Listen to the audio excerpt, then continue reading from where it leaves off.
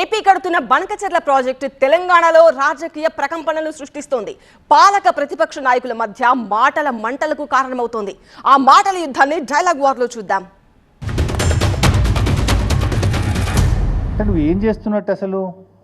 Banakacherla project మీద ఆంధ్రప్రదేశ్ 6 నెలల నుంచి పనిచేస్తుంటే 6 నెలల నుంచి జీబీ లింక్ గురించి ఆంధ్రప్రదేశ్ కేంద్ర ప్రభుత్వానికి ఉత్తరాలు రాస్తూ, కేంద్ర ఆర్థిక మంత్రిని కలుస్తూ, కేంద్ర జలవనరుల మంత్రిని కలుస్తూ ఆంధ్రప్రదేశ్ ముందుకు పోతుంటే నేను అమాయకంగా ముఖ్యమంత్రి గారు అడుగుతాడు, బనకచెర్ల ఏ బేసిన్లో ఉంది అని అడుగుతాడు. అంటే నీకు ఎంత కమిట్మెంట్ ఉందో, నీకు ఎంత సిన్సియారిటీ ఉందో, 6 నెలల నుంచి నువ్వు ఎంత శ్రద్ధ పెట్టినవో తెలియకనే నేను బయటపడ్డాను.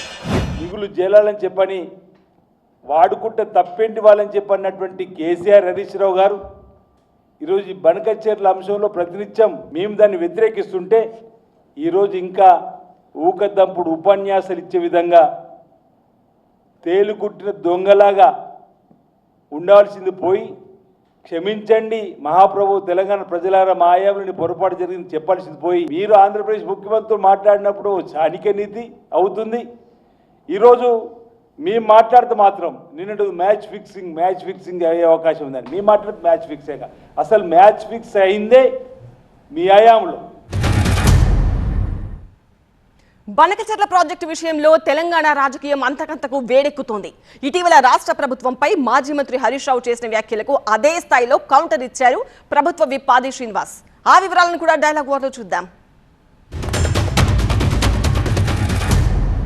బనకచెర్లను ఆపాలని కాదు, బనకచెర్లకు గ్రీన్ సిగ్నల్ ఇచ్చినట్టు రేవంత్ రెడ్డి మాట్లాడిండు. నిన్న కృష్ణాలో ఒక 500 టీఎంసీలు మాకు ఇచ్చి నువ్వు ఎంతనే తీసుకుపో, ఎన్నెన్న కట్టుకో, ఏమన్నా చేసుకో అంటాడు. నీ అయ్యసోమ్మ నువ్వెవడు చెప్పడానికి? నువ్వేమైనా రాచరిక పాలన ఉన్నావా? నువ్వేమైనా రాజువా?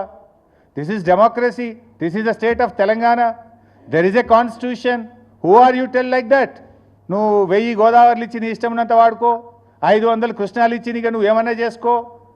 నీకు జ్ఞానం లేకపోతే నీ యొక్క మూర్ఖత్వం వల్ల ఈ రాష్ట్రం నష్టపోయే ప్రమాదం ఉంది మిస్టర్ రేవంత్ రెడ్డి.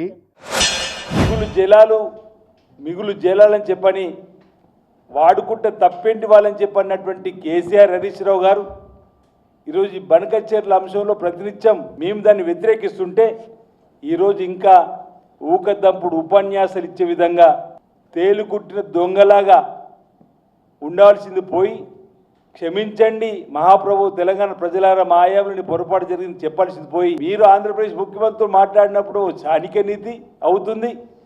ఈరోజు మేము మాట్లాడితే మాత్రం నిన్నటి మ్యాచ్ ఫిక్సింగ్ అయ్యే అవకాశం ఉందని మేము మాట్లాడితే మ్యాచ్ ఫిక్సేగా.